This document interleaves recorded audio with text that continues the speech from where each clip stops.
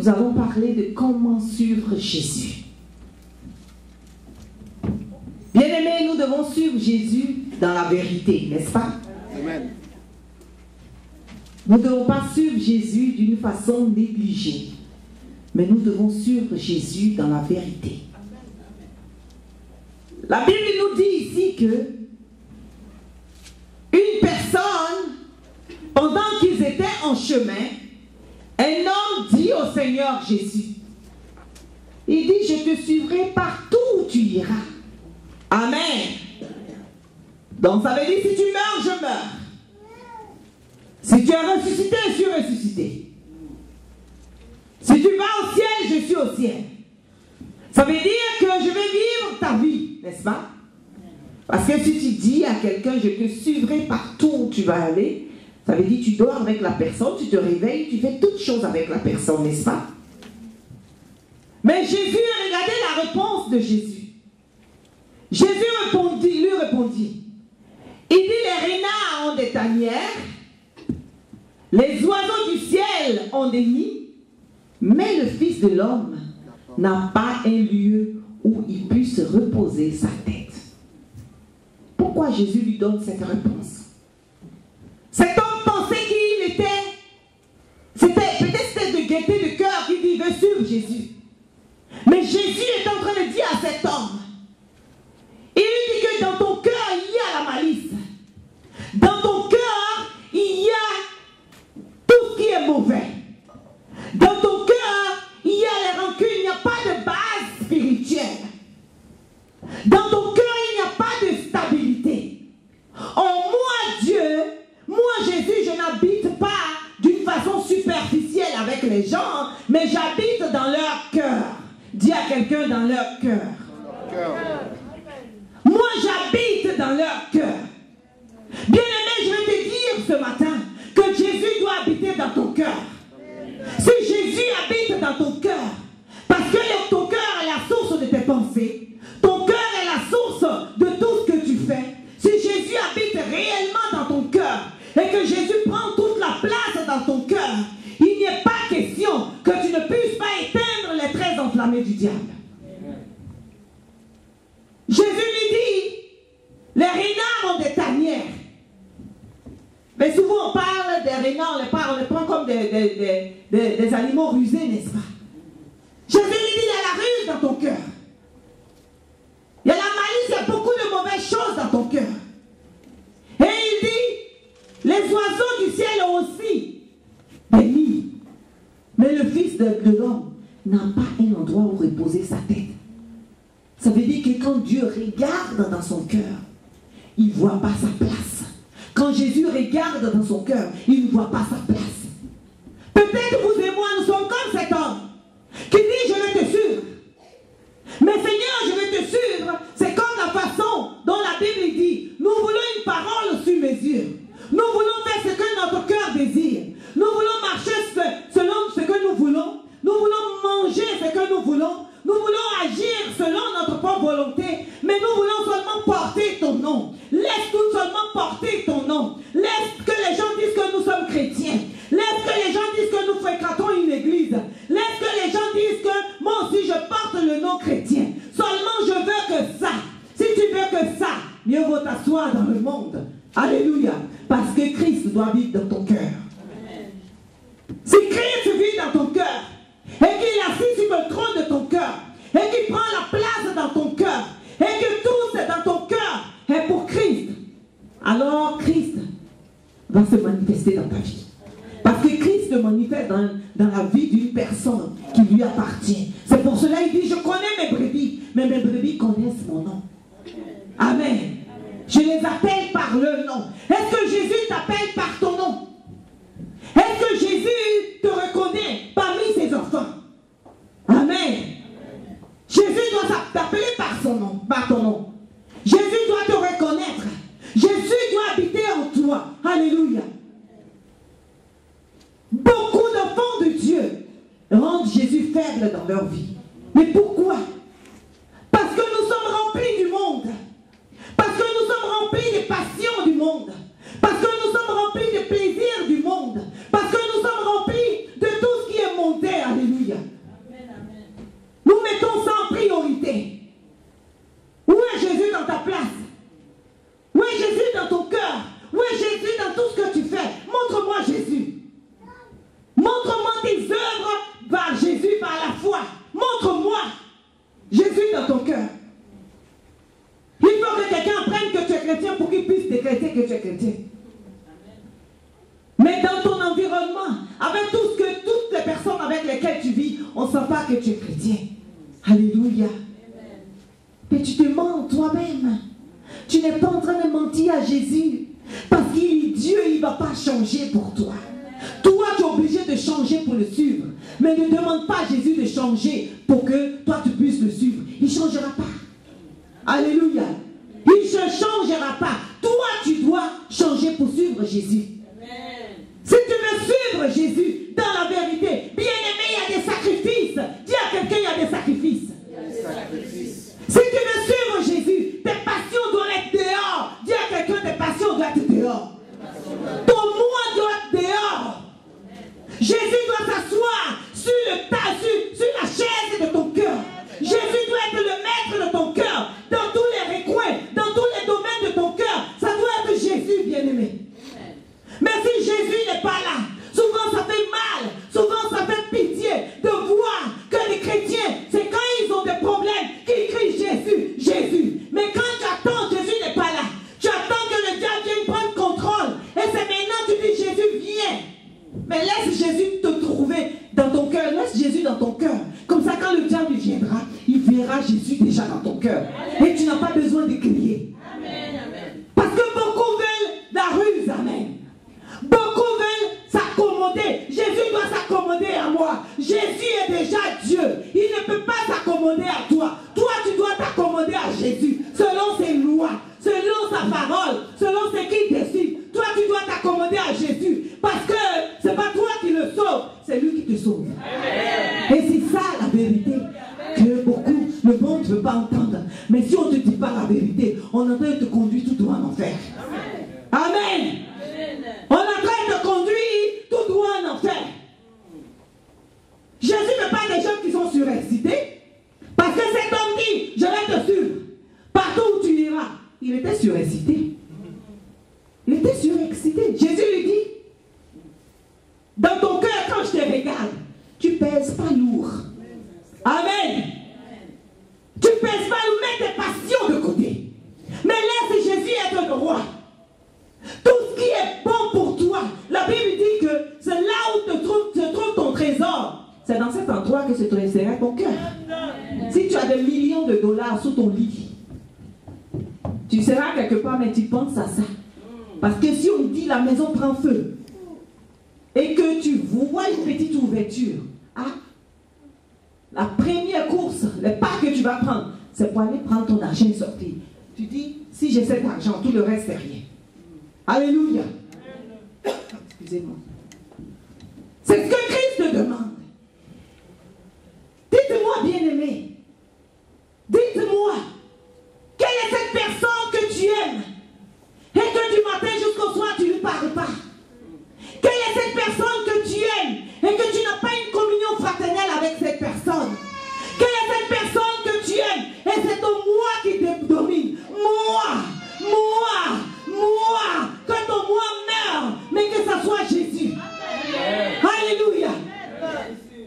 Tu ne peux pas aimer Jésus du bout de tes lèvres. Et tu veux qu'il combatte pour toi. Et que tu veux que les choses marchent pour toi.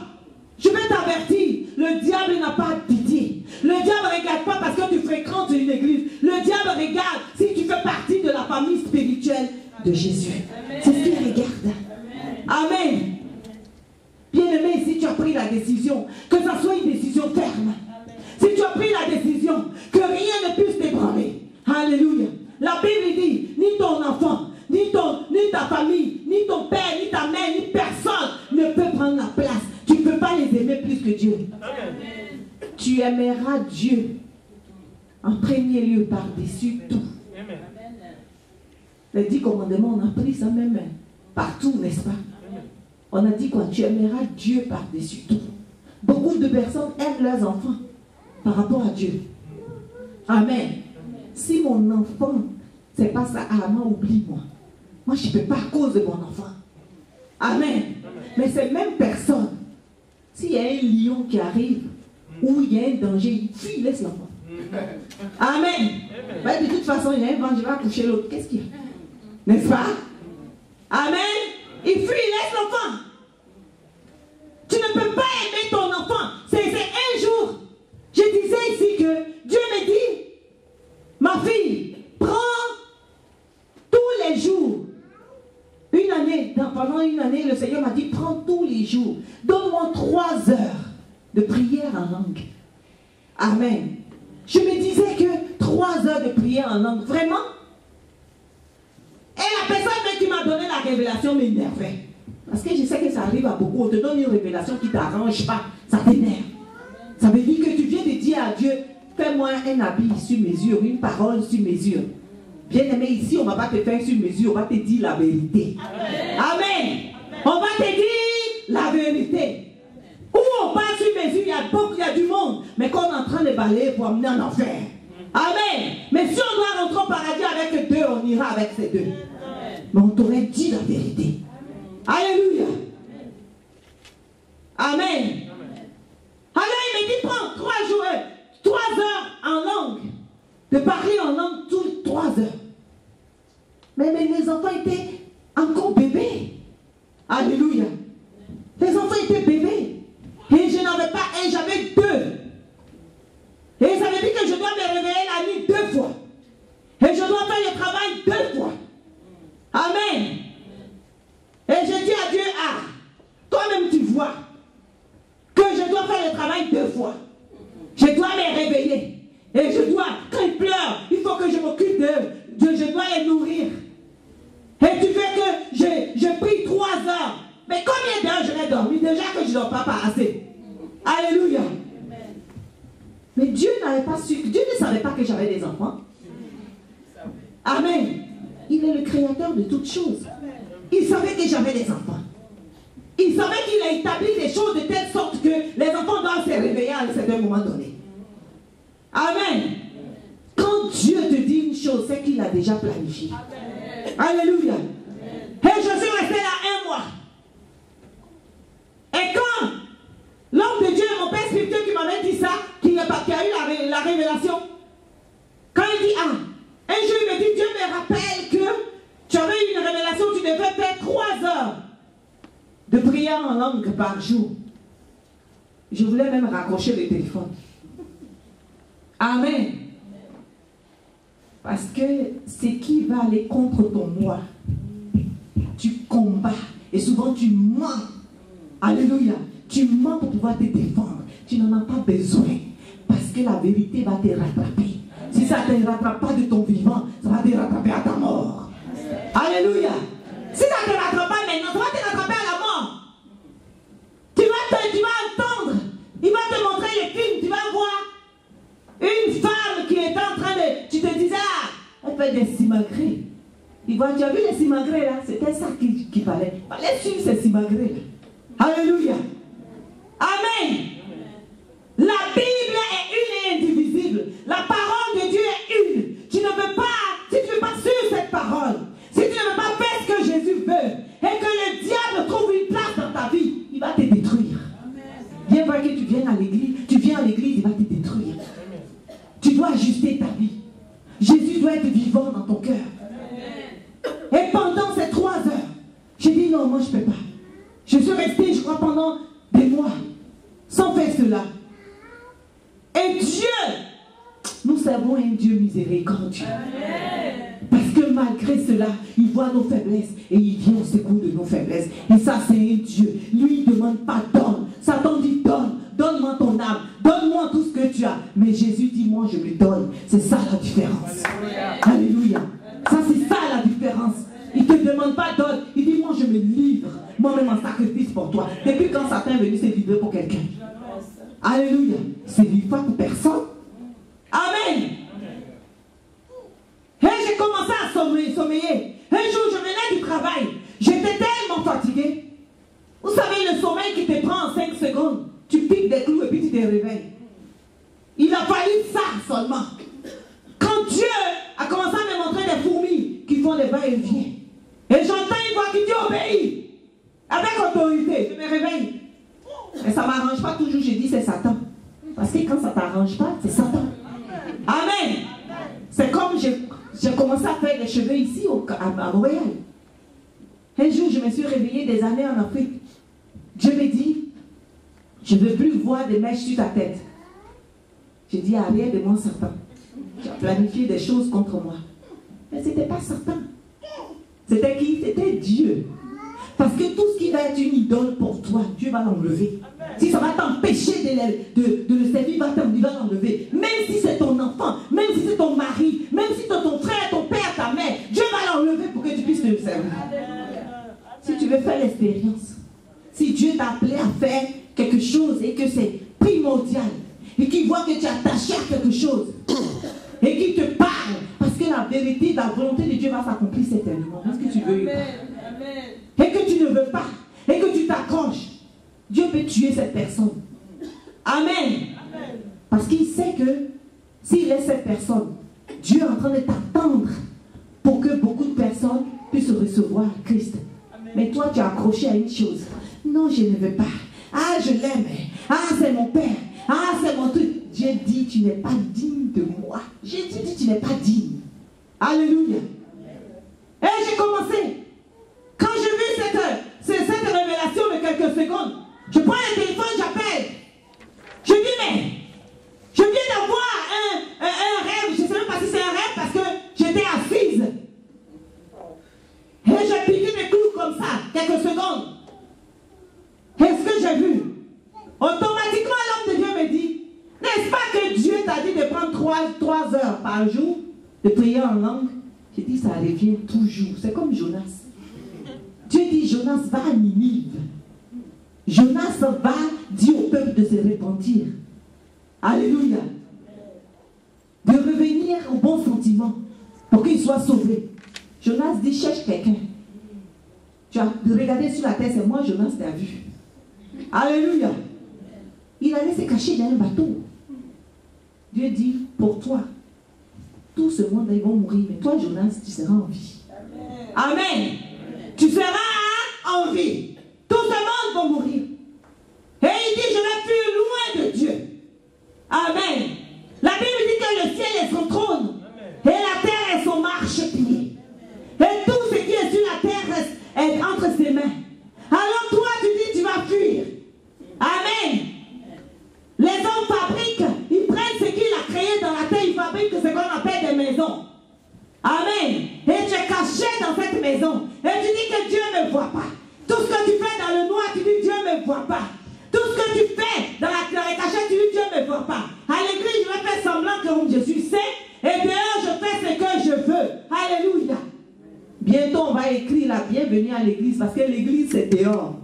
C'est comment tu agis, comment tu fais. C'est ça, là-bas l'église. Tu dois glorifier Jésus dehors, partout où tu passes. Alléluia. C'est pas quand tu es dans les 4 murs que tu glorifies Jésus. C'est pas ça. Alléluia. Tu portes une robe ici. Et quand tu sors, tu portes la robe yo-yo-yo. Amen. C'est pas ce que Jésus demande. Alléluia.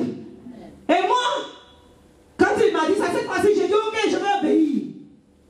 Dis à quelqu'un, l'obéissance vaut mieux que le sacrifice. Jésus aime l'obéissance. Tu peux tout donner. Tu peux donner de l'or, tout. Mais si tu n'es pas obéissant en Jésus, alléluia, tu n'es rien. C'est-à-dire que tout ce que tu fais est zéro. Il demande seulement l'obéissance. Obéissance. Dis à quelqu'un, obéissance, obéis. Parce qu'il y a des gens qui ont des problèmes d'obéissance. Ils sont trop gros. Ils sont trop remplis d'eux-mêmes. Et ils ne peuvent pas obéir à Dieu. Dieu ne va pas descendre pour que tu lui obéisses. Dieu va passer dans ses serviteurs, dans des gens qu'il a planifiés. Alléluia. Il va passer par là. Obéis si c'est la parole. Obéis si ça sort de la parole. Obéis si c'est la parole. Obéis demain, obéis après-demain. Si c'est la parole, obéis. Si tu n'obéis pas, Dieu ne pourra rien faire pour toi. Amen. Alléluia. Amen. Il ne pourra rien faire pour toi. Amen. Si tu ne peux pas obéir, ça ne peut pas marcher. Amen. Amen. votre maman. Et puis, il y a un papa qui m'appelait. Et le papa me dit, ah maman, comment ça va? Mais il avait un problème d'obéissance. Amen. Comme disait la vérité, ah, moi, une petite fille comme ça, moi j'ai 60 ans, mais qu'est-ce qu'elle va me dire? J'ai dit, mais tu ne m'as pas établi. Celui qui m'a appelé m'a vu mon âge et puis m'a appelé. Amen. Donc si ce que je t'ai dit est dans ça, amen. Papa obéit. Amen. Et c'est à cause qu'il avait un problème d'obéissance. C'est pour ça qu'il passait d'église en église. Parce que quand un pasteur parle, il dit quoi même? Amen. Donc il veut une parole sur mesure. Je dis, si tu n'obéis pas, aussi longtemps que tu seras là, tu dois obéir. Obéir à la parole de Dieu. Tu ne peux pas faire autrement. Alléluia. Amen. Tu ne peux pas faire autrement. Et j'ai obéi. J'ai commencé à prier. Je dis, ok Seigneur, je viens pas dans mes faiblesses. Mais aide-moi. 3 heures en ligne, c'est beaucoup. Moi, je vais faire 1 heure quand je viens juste du travail. Et juste avant d'aller me coucher, je fais encore 2 autres heures. Amen. Parce qu'il m'a demandé de faire les 3 heures par jour. Donc, il faut que je m'arrange par jour que j'ai les 3 heures de prière en langue. Bien aimé, il fallait que j'obéisse. Si je n'avais pas obéi, je n'étais même pas servante de Dieu. J'étais un simple fidèle en ce moment. Alléluia. Il fallait que j'obéisse pour que le ministère se déclare dans ma vie. Quand j'ai commencé à obéir, quand j'ai commencé à prier, parce que je dis prier en langue, si on dit à quelqu'un, lève-toi, prie en langue, il peut prier que 5 minutes. Amen. Parce qu'il ne cultive même pas, il ne prie pas souvent en langue. Mais c'est un don du Saint-Esprit. Alléluia. J'ai commencé, je me suis dit que j'allais faire 15 minutes seulement. Mais j'ai commencé et ça a commencé à croître le parler en langue. C'est un mystère. C'est la langue des anges. La Bible dit que l'intelligence reste stérile. Amen. Et Dieu parle au travers de ton esprit. Le parler en langue. Et l'esprit connaît la volonté parfaite de Dieu. Donc il prie selon la volonté parfaite de Dieu. Alléluia. Et j'ai commencé à faire cela. Quand j'ai obéi, j'ai commencé.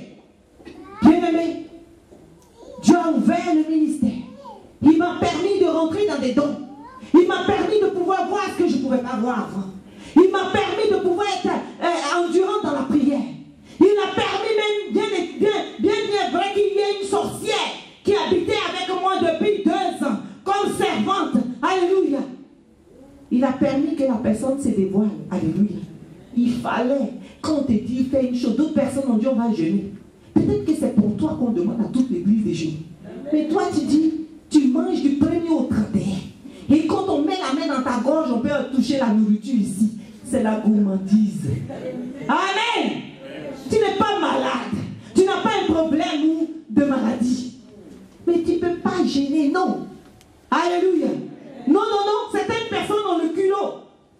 Baby, j'ai mon pasteur à Kamchaka. J'ai un autre pasteur en Italie.